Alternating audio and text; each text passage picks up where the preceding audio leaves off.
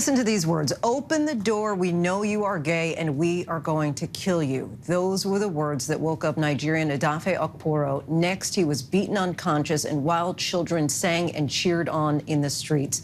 He fled Nigeria after that, but had to spend 6 months in an immigration detention center before finally gaining asylum.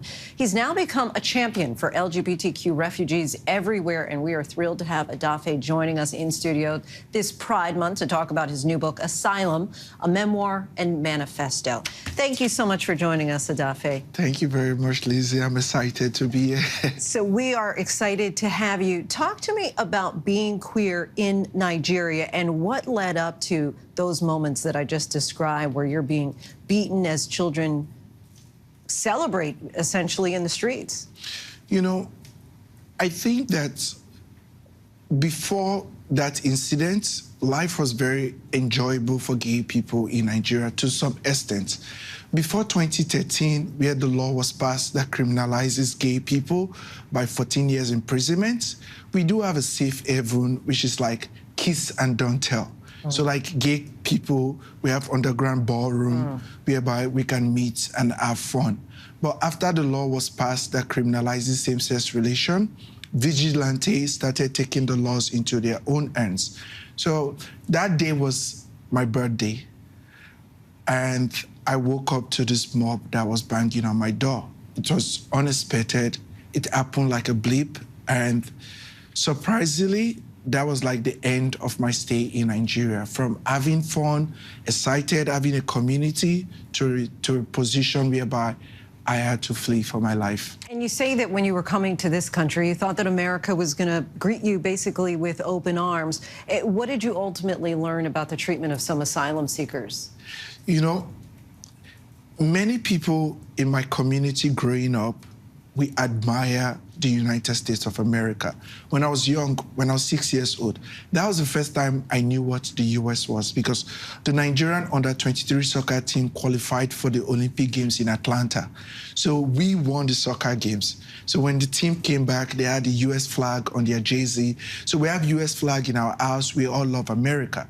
And I watched Coming to America when Akeem was in the airport. And I was like, don't tell anyone I'm a prince. When I landed in the airport, I didn't have an expectation of what America was, but I felt like I would be able to live my life free because I've seen Don Lemon on TV. I've seen people being gay in America celebrate Pride. When I asked for asylum at the border, they placed handcuffs on my hands and like shackles on my waist and feet.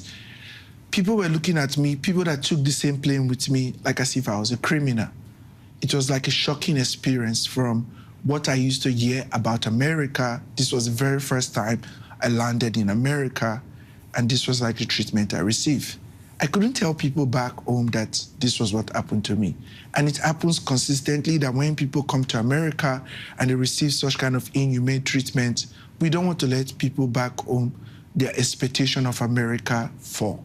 But I felt like I'm doing injustice to the narratives we portray about America. It's always fair weather, good, this is safe, and we are living in a third world country. But the treatment I receive at the airports is not what a accepting country of immigrants would do to somebody. So it was a shocking experience for me. Talk to us about coming out to your grandmother and how liberating that was. You know, there are moments in your life that kind of change your outlook of life. That moment changed my life. My grandmother is a very religious Christian. She grew up Pentecostal. When I was younger, she would dress me in tie and take me to the church. And like my grandson, Edafe Okporo, would become a pastor. I would clean the church. I love that kind of relationship I had with my grandmother. So she was very ill, sick. I received a call that my grandmother was very sick. So I went back home. She was in the room with my mother. So my mother went to prepare soup for her. I was just sitting there with her. I knew she was going to die. And I didn't want her to die with me telling her a lie. So I went very close to her and I told her, Grandma, I think I like other men. I'm gay. And she turned to me and like hugged me and said, I love you. That moment, someone that I respected so much, if I could come out to her and she accept me, I wasn't afraid of any other person.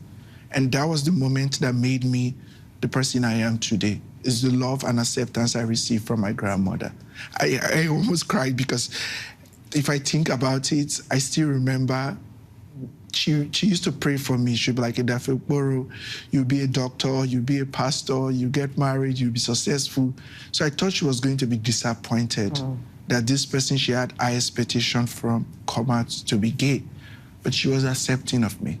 That acceptance can mean so much, as you're describing. Last year, you founded Refugee America, and the mission statement is, through storytelling and building human connection, we empower and support LGBTQ displaced people in rebuilding their lives in new communities.